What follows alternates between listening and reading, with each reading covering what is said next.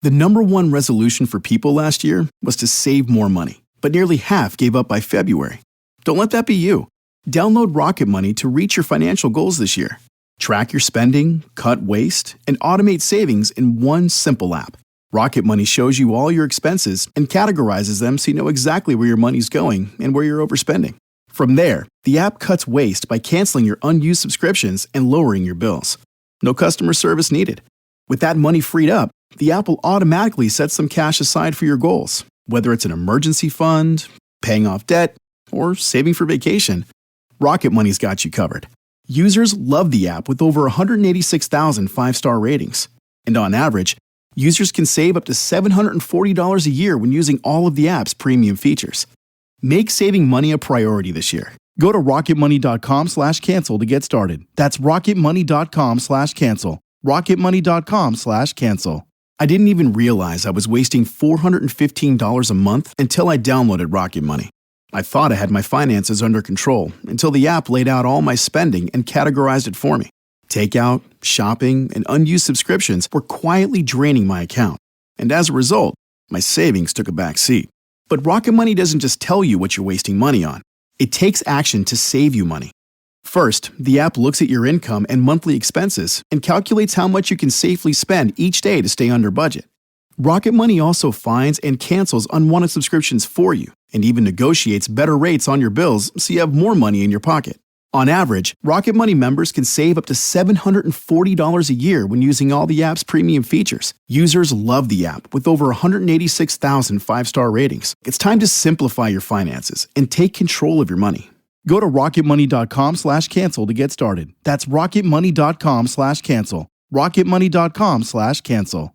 5 years ago, I was paying $65 a month for my subscriptions. Today, those same subscriptions cost $111, and I don't even use half of them anymore. That's why now I use Rocket Money to manage my subscriptions for me. The app gives you a list of all of your subscriptions and reminds you of upcoming payments, so you're not hit with any surprise charges. On top of that, it also sends you alerts when subscription prices go up, so you always know the price you're paying. If you decide you no longer want a subscription, you can cancel it right from the app. No customer service needed. And the best part is, Rocket Money even reaches out and tries to get you refunded for some of the money you lost. On average, people that cancel their subscriptions with Rocket Money save $378 a year. And overall, Rocket Money has saved its members $880 million in canceled subscriptions. Stop wasting money on things you don't use. Go to rocketmoney.com/cancel to get started. That's rocketmoney.com/cancel. rocketmoney.com/cancel.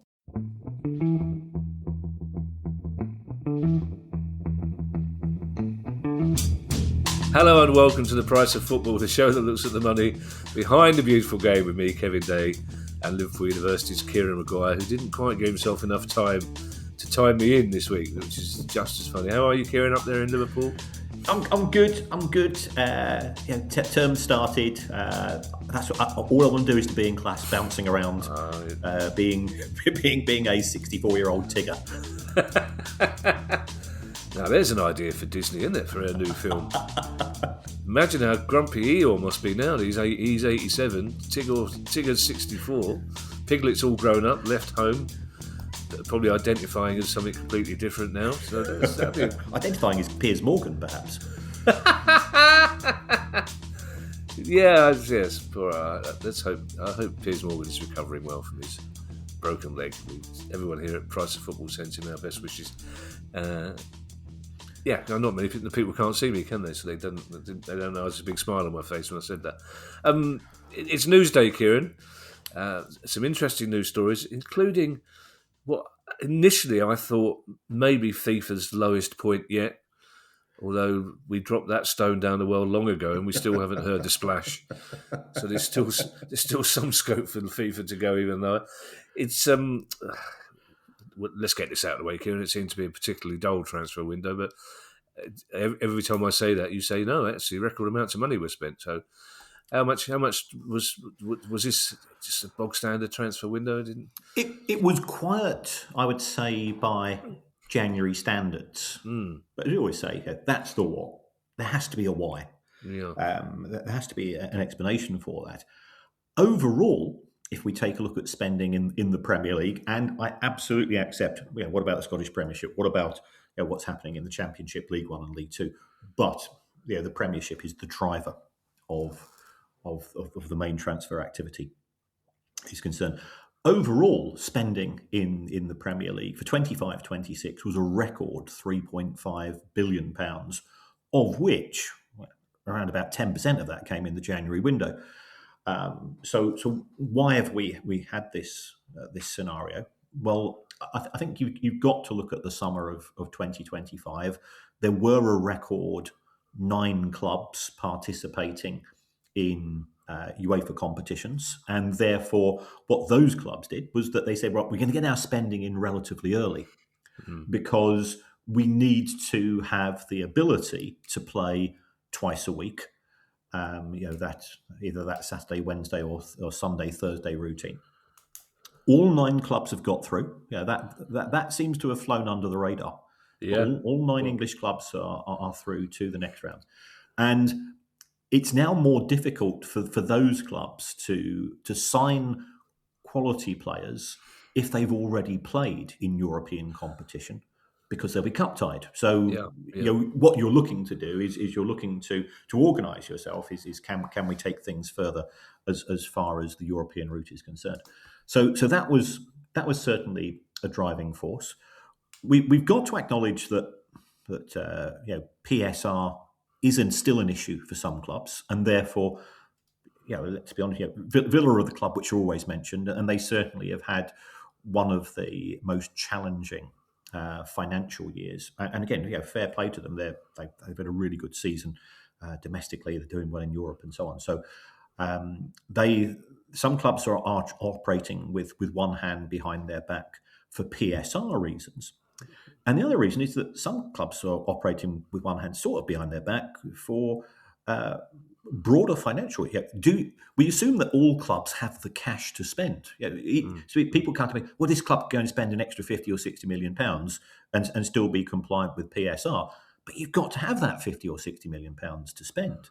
So certainly costs have risen for football clubs.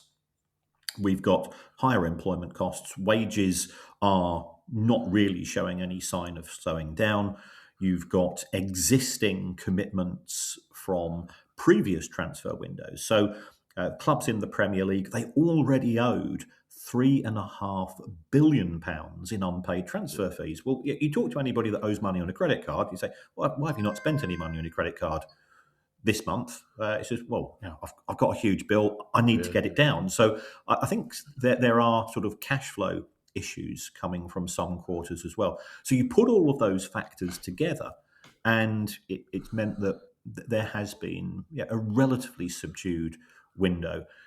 Quite often, it just involves one transfer can have a ripple effect. Yeah. So I think we saw with Manchester City signing Semenyo, for example, from Bournemouth, that allowed Bournemouth to spend, but there weren't that many clubs that were acting as catalysts, which allowed sort of the one in, one out movement, which can create that sort of viral spend within the market as a whole. And also, you take a look at what was happening in the rest of Europe. Yes, by Premier League standards, £400 million was a relatively low spend, but compared to La Liga and the Bundesliga and so on, they're still going. Where's the Premier League getting the money from? The trouble is for some fans, Kieran, and this is partly our fault. When some clubs are saying, well, we haven't got 50 million quid to spend on player A, and fans, because of us, say, well, you don't need 50 million quid because you amortise it, you only need 10 million quid. Yep. But it's not quite as simple as that, is it? No. I mean, amortization is a non-cash expense, so it's an accounting issue. The chances are that if you sign a player for 50 million, it's going to be over 3 instalments. So you're going to need 17 million pounds of cash. If you've got a player coming in at that level, let's say they're going to be on 100 grand a week. So that's it's 6 months' wages before the financial year, and you need £2.5 million pounds. So you're probably looking at a cash outlay of 20 million between now and the end of the season. £20 million, it's still a good night out. It's not a huge amount by Premier League standards, but we'd have a party, wouldn't we? Well, your party would last a lot longer than mine on that. You get a lot more lime and soda than I can get. I would, right? yes. Our next story, Kieran, involves Sheffield Wednesday. Initially, I thought this is a good news story, but rereading it, I'm not entirely sure whether it is. It's the 4 words at the end of the sentence worry me slightly. Yes, there was a press release on the club website from Chris Wigfield. He's one of the 3 joint administrators, sort of effectively the people that sign off the reports, which said that the club does have sufficient cash to get through to the end of the season. Which I think is a comfort. The administrators are saying, and this is indicative of how bad things were under Dejan Chansiri. The administrators said, we've managed to pay the wages for 4 months. Well, yeah, I'll be honest, having been involved in that industry, and people say, well, it was a long time ago, but my ex-wife did it for 25 years and we were together for a long time. I'm fully aware of what happens on a month-by-month, week-by-week basis as well. So it's not a huge achievement to pay the wages. Certainly the wage bill would have gone down. Hats off to those Sheffield Wednesday fans who are still coming, who are still buying tickets. That's absolutely superb effort from them, because let's be honest, it's not been fun. They've not scored for 8 games. I can't recall the last time that they've won a match. So it's been a very, very grim period on the pitch, but they are doing all of their best to support. The Times has had an article today. We're recording this on Wednesday, and it's in depth. It has to be said. It's pointing out that we're now 100 days into the administration, and we've not yet seen a sale. 100 days into administration isn't short. It isn't long. It's broadly in line with what I expect. And you also have to remember that there is going to be an approval process by the EFL into the consortium. And the more you dig into the consortium, you can understand. I'm not saying that this shouldn't go ahead or it should go ahead, but if I was the EFL, I would be doing a hell of a lot of due diligence into what appears to be the members of the consortium, given their background. One of them's a professional gambler. They've got a company based in the United States, which is sports advisory, AI-ish. Not dissimilar to what some people are doing in terms of Tony Bloom with Star Lizard and Jamestown and Matthew Benham with Smart Odds in terms of sort of doing analytics, but trying to work out how much cash they've got and the sources of that cash I would imagine, will be the issues that are occupying the minds of the EFL. Some people have cynically said that, and I do think, and we're not cynics, but some people have cynically said that the EFL is deliberately dragging its heels because the independent football regulator will have an enhancement of powers in around about March, which would allow them to take a more hands-on approach to determining whether a new owner is fit and proper. But I don't buy into that. We've got pretty good relations with the EFL, and I've always been struck by they are very thorough, very professional, and I think this is too political for that accusation to hold much water. So that's where we are. The administrators also said in the press release, and this is something which did give me a little bit of comfort in terms of the commitment of the prospective buyers, is that during the period of exclusivity and that's what they've got at present, because they are the preferred bidder. That the administrators are paying for the operational losses, i.e., they're paying to keep the lights on. So, however long that takes, we don't know how long this period of exclusivity will last.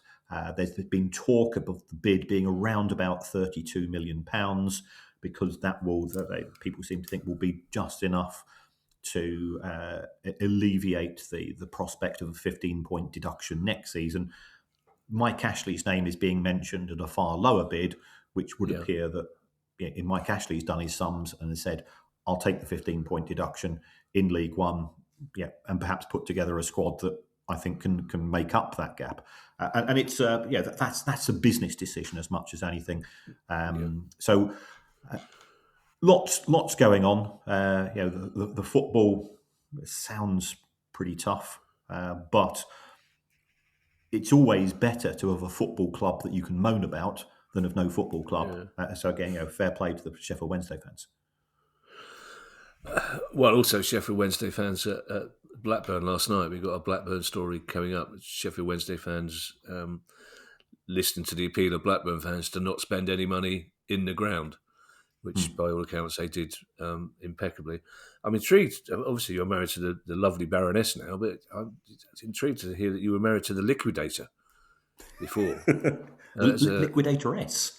Liquidator. Oh yeah. The reason I said in my introduction that I was slightly worried by the last four words, because they basically what they said, we've got enough money to get through to the end of the season. Now, I don't know whether that's a shot across the bows of any particular buyers saying we need to get this done. Is it a warning to the EFL that we need to get this done? Because of course, if you're of a pessimistic disposition as a Sheffield Wednesday fan, I'd be slightly worried by those words to the end of the season, because there's a lot of time between the end of this season and the start of next season, and there's a lot of money to cover, and you're still paying the wages.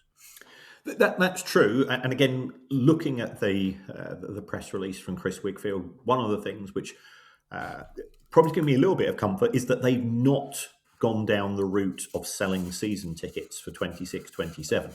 Right. So if we get to May and this deal has not gone through, then they will do an assessment. They will say, well, we think we can sell 22,000 season tickets next season. We're now going to go down there, because what they don't want to do is that they don't want to take money into the administration bank account, which the new owners say, well, hold on, we would like to have more input into what prices are going to be for 26-27. So I believe that for the next 2 or 3 home games at Hillsborough, they have cut walk-up prices. Again, they're just trying to maintain as much cash coming into the club as possible. So I took it as a positive in the sense that we're going to get through to the end of May, and then if we've not got a buyer, then they will be legally obliged to do an assessment as to whether they can go on or not.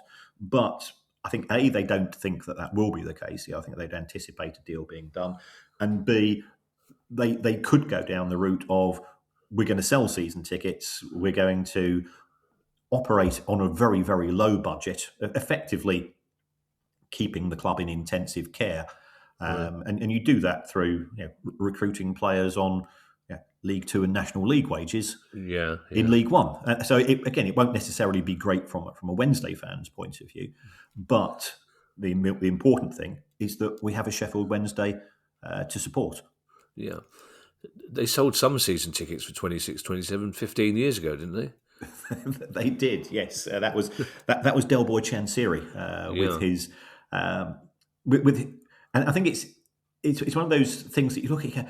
That was, and they didn't sell many by all accounts. I think we are probably talking single figures. Yeah, but it was the amazing 10-year season ticket where the countdown, i.e. you've only got 9 or 8 or 7 years to remain. The countdown, I think, didn't start until Sheffield Wednesday were back in the Premier League. Yeah. So in theory, you could still have 10 years remaining in a few more years as well.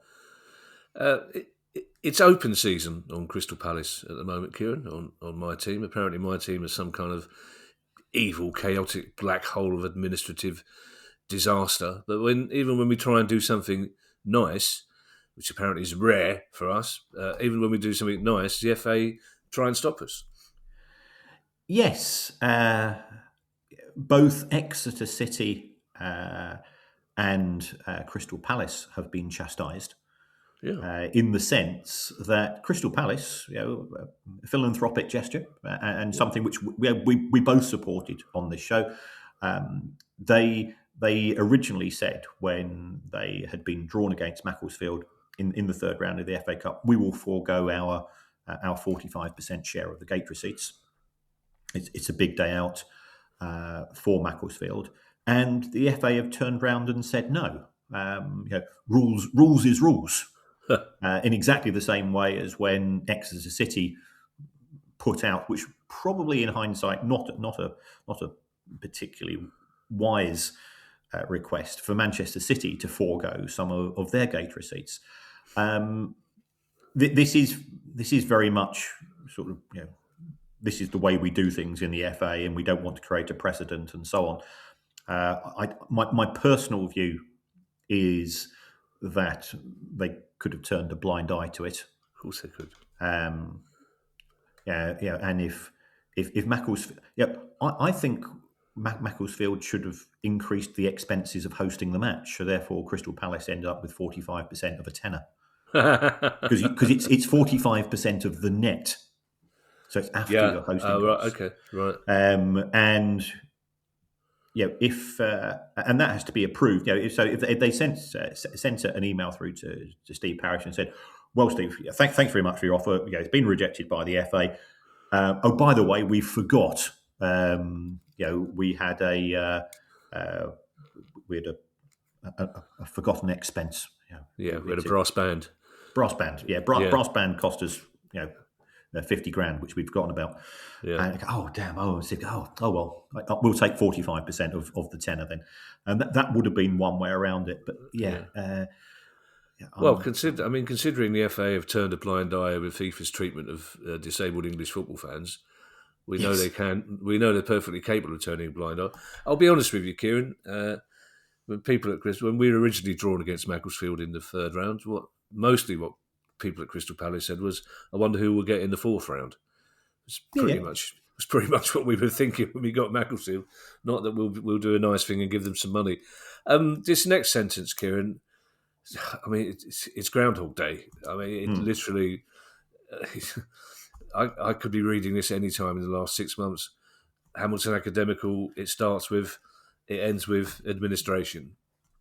Yes, we had Rob Edwards on the show a couple of weeks ago, and he was candid. He says there is still a risk of relegation, a risk of administration, and this appears to have crystallised because Hamilton Academical borrowed money from a company called Funding Circle or Funding Union or something like that. Yeah. And that was to pay the wages a couple of months ago. And that money, by all accounts, was a very short-term loan. So what the lender has now said is that if we are not paid before Friday, we potentially will put the club into administration because you're in breach of the terms of the loan. And on the back of that, it doesn't look great. I think that the lender are owed around about £300,000 in total, so clearly a lot of money. The club have said, let's negotiate, give us a bit of time. I think they appointed a new manager this week. So, as far as the club is concerned, on the pitch issues are making progress. But it is very messy. And this is always my concern about when football clubs, or indeed any organisation, borrows from a niche lender. Having done the rounds in Bermondsey in the late 60s, Uncle Terry's mob were a niche lender, And again, things can turn nasty if you don't repay on the due dates. So this, if it had been a traditional bank, then I think that a different approach would take. But at the same time, if I was a traditional bank, I would not have gone near Hamilton Academical as a potential customer, because the business risk was too high, and that's always a danger in any form of debt arrangement, is that if you don't have a good credit record, you end up borrowing from people who can make life awkward in future times. Uncle Terry was a niche lender in that if you didn't pay up, you got shot in both your niche, essentially.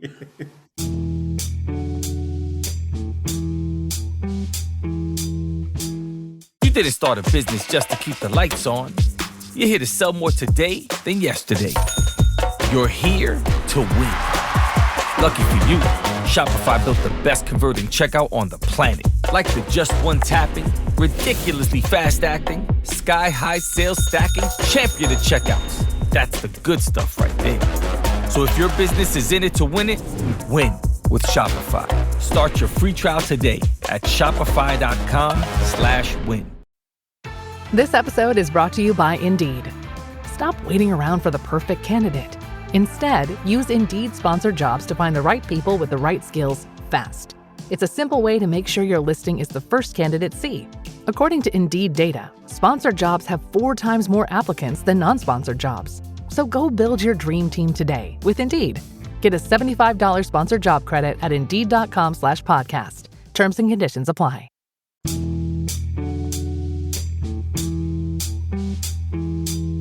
What I don't understand, Kieran, is normally we're more used to talking about a club going into administration when they haven't got an owner or when the owner has walked away. What's the relationship then with the club owner, the new club owner? If the club is forced into administration, where is the new owner then sidelined? Did the administrators then run the entire club without the new owner's input at all? Absolutely. The first thing that happens upon appointment is that the directors are relieved of their operational roles in terms of running the business on a week by week, day by day basis, and all of the business decisions are run by the administrators themselves. So this is a potential issue. Remember when Wigan were acquired by, was it Al Young? A few years ago, he put them into administration within 6 weeks. So there is a history here as far as the football industry is concerned, in terms of the weirds and the wonderfuls, and the world of insolvency is a funny one. I'll say no more than that. Yeah, he seems like the new Hamilton owner seems like a decent, responsible guy. So you kind of feel for him if he's done the right thing to try and save the club. I mean, don't know his motives. It could be that he thinks he's onto a money spinner in years to come. I doubt it. But only a week or so, a month or so after taking over the club, he's completely sidelined, and he can do nothing now. There is, but I mean, again, if we go back to when Rob was on the show, he says we didn't have enough time to do due diligence. So it's effectively buying a house without getting a survey, without even looking, without even having opening the doors. But you're just buying it, an auction in effect, and let the buyer beware. Similar situation with Chelmsford City. We learnt last year when the new owner. Same thing, didn't do due diligence, but had worked out in his head the ceiling of debt that Chelmsford City could possibly have. So, in true 70s pop chart style, even Blackburn Rovers, Kieran, have been bubbling under. They've been bubbling under for quite some time, and here's a story that could see them nudging into the top 10, Kieran. Yes, there are certainly issues between Blackburn Rovers and the fan base. So they are going down the let's support the team but not the owner route in terms of an element of the Blackburn Rovers fan base is now encouraging fellow fans to not spend money on merchandise, concessions, and so on. I understand that. What I would also say is I absolutely understand the sentiment there. There are people working in the merchandise shop. There are people working, and if they end up doing no work, then because they're all they're all casual staff. Yeah. What Blackburn will do is they'll say, well, we need 3 people in there on that catering part instead of 7, and so on. So yes, it will have an impact upon the owners, but it will also have an impact upon staff, and there are broader issues here as well. Yeah. I'm not criticising the approach taken whatsoever. I'm fully aware of this. I think this was initially the Not a Penny More campaign at Blackpool, which contributed towards the owners ultimately leaving. But this is a separate issue. For the past, I think, 4 years, Blackburn's kit has been manufactured by the company called Macron, who they do some Premier League clubs, EFL, National League, and so on. So they're a well-known brand. And Macron are now suing Blackburn in the High Court for breach of contract. And from reading various articles, what it appears to be is that the deal was due to expire, I think, in 2026. Macron were trying to renegotiate an extension of the deal, and the allegation made by Macron is that they had a period of exclusivity in terms of a new deal, but they are of the opinion that Blackburn Rovers have also been behind their back trying to negotiate with other kit manufacturers. So it's Blackburn not complying with that particular clause, which has led to this. So I think some people initially thought, well, have Blackburn been selling kit and not paying Macron? That doesn't appear to be the case. It's more to do with who's going to be Blackburn's kit manufacturer going forwards. And again, I always say to people, when it comes to contracts, read them. And you should have legal counsel, and you should. Most clubs do have somebody who is aware of what it says in the contract, because that's what these people are paid to do. Either it's been a deliberate decision by the executives of the club to ignore that, or that they've not read it. Now, our next story, Kieran, involves a chairman resigning after a very short time in the role. And normally, it wouldn't be the sort of story we cover, but as the chairman became the chairman because of financial issues in the first place, I think it's a story we should be talking about. Yes, So the Exeter chairman, he's only lasted 4 months. Exeter still, I wouldn't say it's an intensive care, but it's not in a great position, and that is always a concern for a fan-owned club, in the sense that if things go wrong financially, who is going to pick up the tab? If you've got a rich owner at the club, what the rich owner can do is they can put monies in, and that will allow the club to have some breathing space. To be fair, the Supporters Trust has provided some financial support, and that's to their credit. But it looks as if the governance issues, and I suspect this is a governance issue, the governance issues at Exeter have perhaps been more significant than first communicated, and the chairman's either said, "This is too much for me," or just says, "Yeah, I've had enough." It's quite often when these things take place, it becomes quite vindictive and aggressive, and you can understand why people don't want to be involved. Yeah, we learned this week, Kieran, that if you're a West Ham season ticket holder and you want to give advice to the owners, you need to be very careful how you do it. Yes. Again, if you're going to buy a football club, the first thing to do is to check how thick your skin is, because you're going to need it. I thought you were going to say how thick your fans are. No. West Ham fans are. I know, absolutely. They've been fantastic. Yeah. So this is a West Ham fan who held up a banner, and I think it said something like, Sullivan, time to go. Yeah. So it wasn't necessarily abusive, and he has been banned. Now, Yeah. This is a season ticket. This is one of your customers. This is one of your customers giving you feedback. The things have improved on the pitch at West Ham in the last month. Nobody's denying that, and fair play to the manager and the players for that. But they're still not in a great position, and fans ever moan. Now, whether they ever moan on social media, whether they phone up, TalkSport, or whether they moan on WhatsApp groups. Well, this is a fan who put up a banner. My view is that wouldn't say I'm a free speech absolutist, but I'm pretty keen on free speech, provided it's not abusive, and it wasn't particularly abusive, and therefore the club's claim that it wasn't due to the fact that it was criticism of the owners. Apparently, the banner was too big. Well, that sounds like hokum, given that quite often there will be tifos and similar.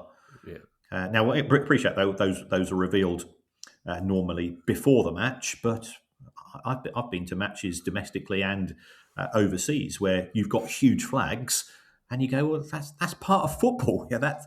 We keep being told that football without fans is nothing. Well, this is football, which is now going to be without one fan at West Ham, and that does seem unduly harsh.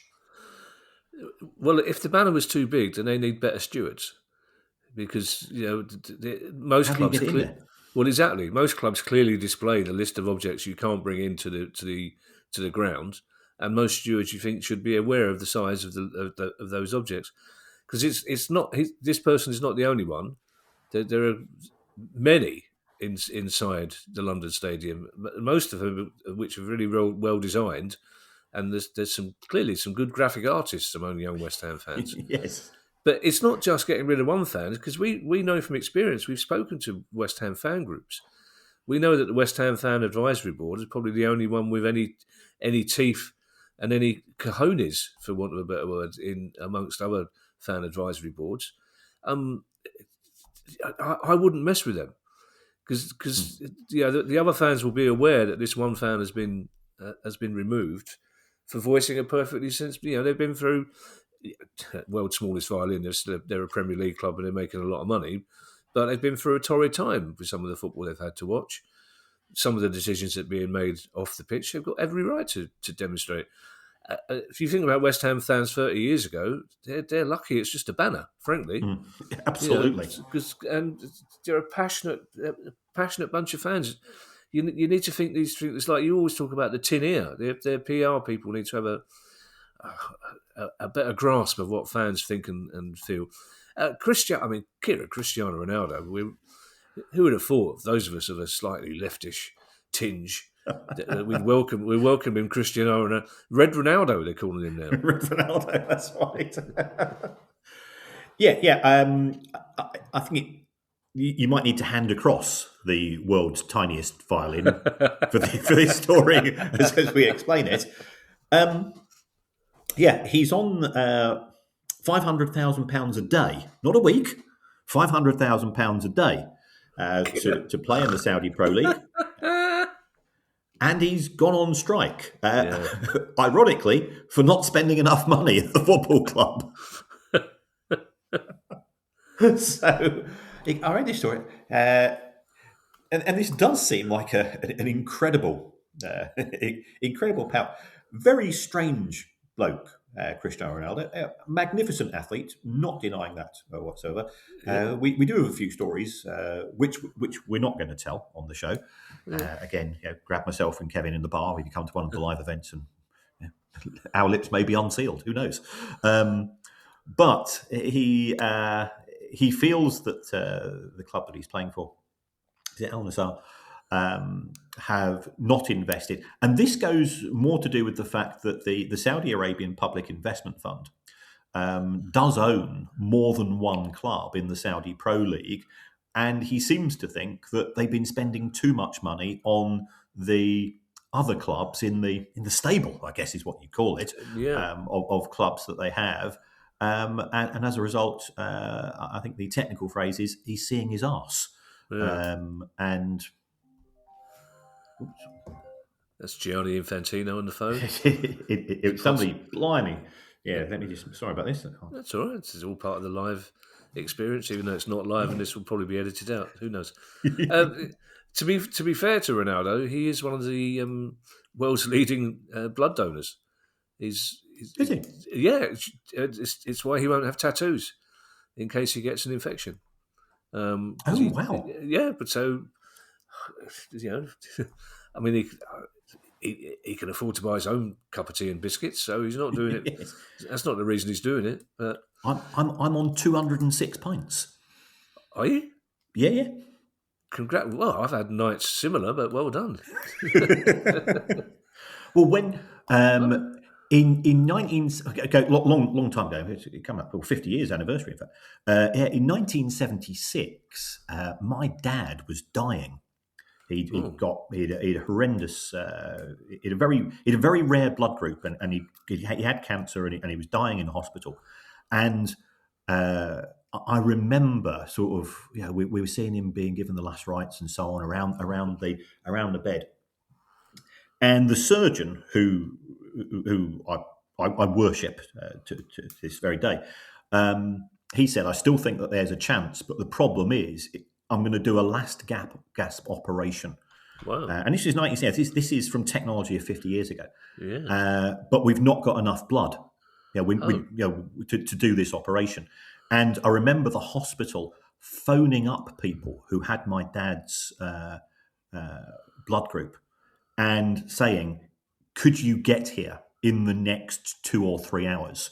And I don't know who these people are, and I never will. But they made a sacrifice. They said, we'll do it. And they came in, and my old man, they did the operation. My old man survived. So I was always in awe of blood donation. So I've got no tattoos, mainly because I'm a wuss, but also because it would prevent me from. I'd get one of an Excel spreadsheet, wouldn't I? But I've always. Yes, I'd always give as much and as often as I can. So anybody there who does give blood, I'm grateful for you, because my dad lasted another decade, and it's down to people making that sacrifice. One of my to lighten the tone a little bit. One of my proudest possessions is a copy of the script of The Blood Donor with Tony Hancock. Oh, you're kidding?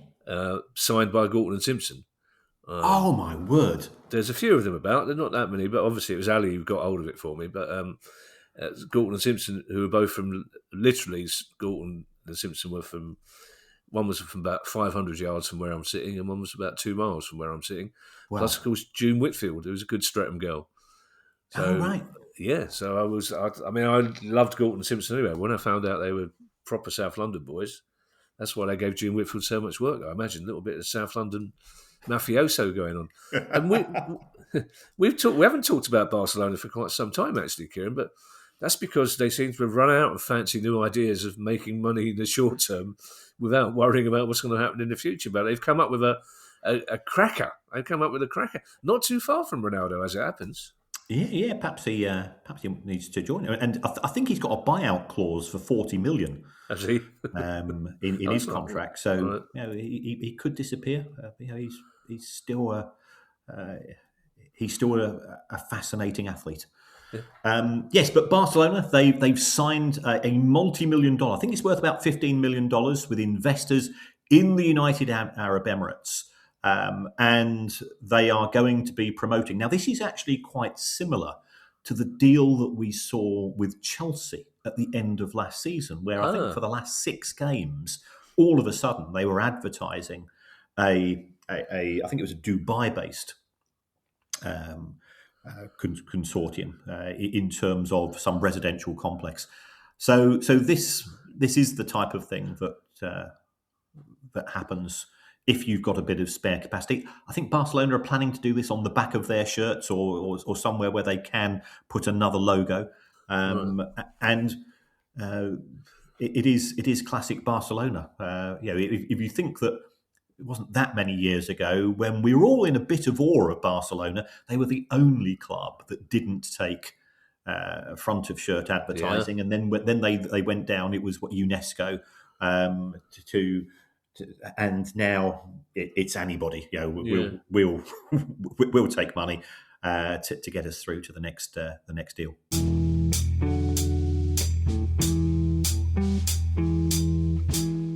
Well, the holidays have come and gone once again, but if you've forgotten to get that special someone in your life a gift, well, Mint Mobile is extending their holiday offer of half off unlimited wireless. So here's the idea. You get it now, you call it an early present for next year. What do you have to lose? Give it a try at mintmobile.com/switch. Limited time 50% off regular price for new customers. Upfront payment required. $45 for 3 months, $90 for 6 months, or $180 for 12-month plan. Taxes and fees extra. Speeds may slow after 50 gigabytes per month when network is busy. See terms. The number one resolution for people last year was to save more money, but nearly half gave up by February. Don't let that be you. Download Rocket Money to reach your financial goals this year. Track your spending, cut waste, and automate savings in one simple app. Rocket Money shows you all your expenses and categorizes them, so you know exactly where your money's going and where you're overspending. From there, the app cuts waste by canceling your unused subscriptions and lowering your bills. No customer service needed. With that money freed up, the app will automatically set some cash aside for your goals, whether it's an emergency fund, paying off debt, or saving for vacation. Rocket Money's got you covered. Users love the app, with over 186,000 five-star ratings. And on average, users can save up to $740 a year when using all the app's premium features. Make saving money a priority this year. Go to rocketmoney.com/cancel to get started. That's rocketmoney.com/cancel. rocketmoney.com/cancel.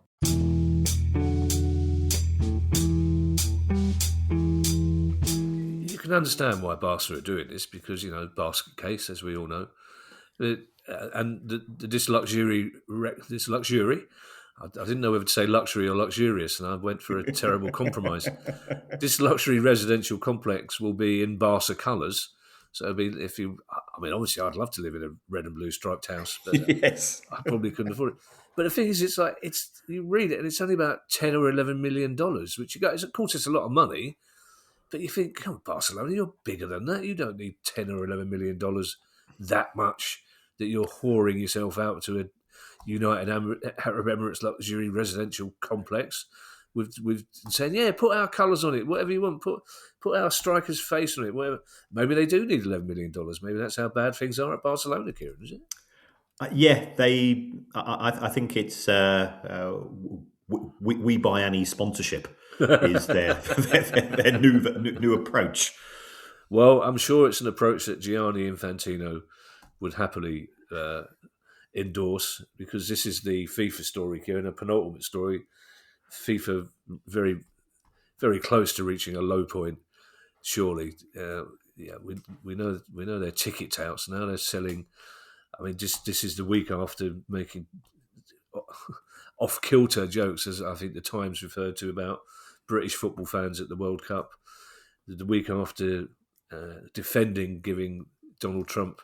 It's apparently Gianni Infantino thinks there's more peace in the world now than there was before Donald Trump became president. That's fine.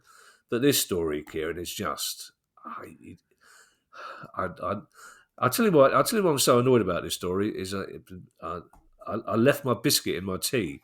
I was so cross when I was reading this, and I lost half my biscuit in my tea this morning when I came across this story. Elaborate for us, please, Kieran. Yes, I think Gianni Infantino, friend of Vladimir Putin, is now reaching the conclusion that there is no benefit in continuing the ban on Russia's participation in world football, because according to Infantino, the ban hasn't worked because the war is still taking place. Yeah, that sort of is missing out on the point. Russia is a pariah state due to the activities of Vladimir Putin. The awarding of the FIFA World Cup in 2018 hasn't stopped Russia from invading countries, and so but Infantino doesn't seem to want to take any responsibility for that. Yes, and apparently and personally, I didn't have a huge issue with his comments about British fans. I just thought it was dumb. I wasn't offended. And now he's sort of, I think he had an interview with somebody from Sky, and he said, "Oh yeah, it was just a joke." I said, "Well, yeah, if it's a joke, here's a suggestion: have a punchline, unless you're Paul Foot, of course." But never mind all this geopolitics, Kieran. Let's move on to the real issue here, the real issue, which is the parking spaces, Kieran, at the World Cup. Well, yes, it's now going to cost you up to $300 per parking space because it's a different culture in the United States, and FIFA have realised that it's not just an opportunity to make money from selling tickets. It's an opportunity to make money in any way, shape, or form. And as far as Gianni is concerned, there is no depth to issue. Public transport to US stadiums is fairly haphazard because the culture, especially for the out of town stadia, is that it's a big event. So therefore, people go and they get there early and they have their barbecues beforehand and so on, and that's absolutely fine. But when potentially the majority of the people attending will be from overseas, for some of the matches, they're not going to have station wagons. They're not going to have portable barbecues. They're not going to be singing country and western songs pre-match, and therefore they just want to hop on an Uber, but the Uber prices will be off the scale. Of course, there aren't trains or buses because, again, this isn't a criticism of the United States. That's not the way it's done there. I absolutely understand that. For some of the places, they're not easy to walk to if they're out of town by definition. As a Brighton fan, and you wouldn't work there from the station and so on. From Brighton. So I absolutely understand why fans would be looking to perhaps hire a car for a few days, but $300 a pop, it's making something which is already extortionate just more ridiculous. I can't stress this enough, Kieran. This is initially for games in LA, but these are official FIFA parking spaces. If you're going to a game in LA, you can only use an official FIFA parking space, except for, I imagine, Gianni Infantino will get an Airbnb half a mile down the road and charge you for parking in his front garden. Yes. Right? This is the equivalent. It's going to cost you more. FIFA are charging you more. These tickets are on sale. You can get a ticket for the game for less money than you're paying for a parking space. This is official FIFA. It's just something has to happen. We need to get Red Ronaldo on this. We need to get Red Ronaldo. He'll stand up to the working man. Exactly so. I mean, this last story, Kieran, is technically not good news, but it's actually quite funny. The Chinese Super League hasn't started yet, but the league table is already hilarious. Yes, yeah. Even Sheffield Wednesday fans who are still on negative points in January might say, "Blimey, that looks a bit bad." There has been an investigation into corruption and match fixing in China, and it doesn't reflect well on many of the clubs involved. And as a consequence, many have been fined, but along with those fines has been given a points deduction. And as a result of that, what we're going to see is the majority of clubs in the Chinese Super League at the start of the season will be starting on minus points, which is going to make quite an achievement. When they get to sort of 10 or 12 matches in and everybody starts celebrating getting to zero. I think Sheffield Wednesday would be fifth at the moment if they were in the Chinese Super League. it is sort of funny to look at, Kieran, but it's also a salutary lesson of what happens, because it's almost like the Chinese government are like the owner of one club who gets bought. Because if you remember 10 years ago, less than that, even when we started the pod, we were still talking about the huge wages that Chinese football were offering European players from across the world, huge wages. And there was quite the influx of European players to China. And China, whether it's a soft power thing or whatever, the Chinese government were fully behind it. And then the Chinese government decided it wasn't a Chinese cultural yes. And this is what has happened to Chinese football. It's virtually disappeared as an entity. So it is a lesson to the rest of the world in a way that bubbles do burst. We're waiting for the Premier League bubble to burst. We're waiting a long time. But bubbles can burst, Kieran. Yes, you're absolutely right. The initial aim was for China to potentially host a World Cup, perhaps in 2034 or 2038. So that they did have a long-term vision. And for whatever reason, and I think there was a view taken by the upper echelons of the Chinese Communist Party that having individuals on huge salaries was inconsistent with the broader tenets of communism. So the enthusiasm for that and so on dissipated quite quickly. So yes, the Chinese Super League doesn't get as much attention as it did. It's certainly not a threat to European football as was feared 10 to 12 years ago. And how it's going to go forwards, I think, is open to question. But that means that if there's less money coming in, people do start to find alternative solutions, and match fixing clearly appears to be one of the avenues they've gone down. I'm not going to say that match fixing is only taking place in China, because we know that it isn't, and there's some places in Europe where I will know the result before the weekend. But it's not as clearly as comprehensive as what we've seen here. Good to learn this week, though, that Chinese leader Xi Jinping is a Palace fan. He announced. He says he supports Arsenal, United, Man City and Palace, which obviously I don't approve of, but I approve of the fact he's a Palace fan. I'd rather have him as a Palace fan than Nigel Farage claiming to be a Palace fan, which has come as news to his dad. Although his dad was the one who told me it's Farage. I don't know where he's got Farage from. Farage is pronounced. But I can understand Xi Jinping being a Palace fan, because we did have 1998. We were the first club to sign 2 Chinese players. Oh. We had Fan Zhihai and Fan Zhihe, who became quite the cult figure at Palace. And at one stage, our website was in Chinese as well, which makes as much sense. How we managed administratively in Chinese, I don't know, as we can't manage in English at the moment.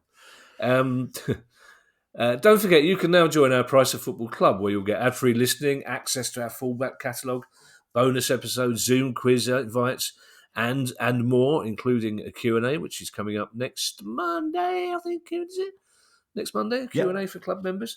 And if you want to take part in all of that for not very much money at all, then just go to priceoffootball.com and click on Join the Club to sign up today. If you have a question you'd like answered on the show, email us at questions@priceoffootball.com as well. And if you want to buy a T-shirt, if you need a T-shirt or a book, then you can go to priceoffootball.com.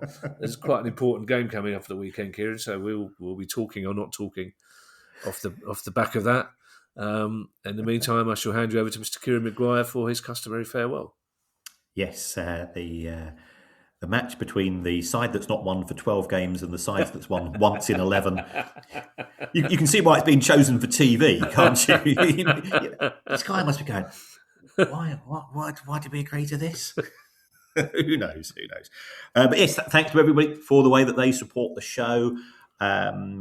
We appreciate all your comments and so on. What we'd like to say that there's ways you can support the show without having to give any sort of cash support, and that's to give up 30 seconds of your time, pop down to your app, just scribble down a few words. Apparently it doesn't make a blind bit of difference what you write. And that's the way the algorithm works. But somebody's given the Price of Football review. Doesn't matter what you say. You could even say you would rather have the show presented by Tony Hancock and June Whitfield, and I can assure you there's 2 kids from South London that will be listening very attentively. I'd love that. She's, I know June's daughter quite well. I've met June a couple of times. She's got some stories. Oh, my word. Some cracking stories. Yeah, Windsor Davis one show, June Whitfield the next. It's no wonder the kids are flocking to listen to this. That's right. Hey, Gen Z. Yeah. Anyway, next week, Bobby Gould and Roy Hodgson will be reminiscing about football finances in the 1970s. Bye, everybody. Bye. The price of football.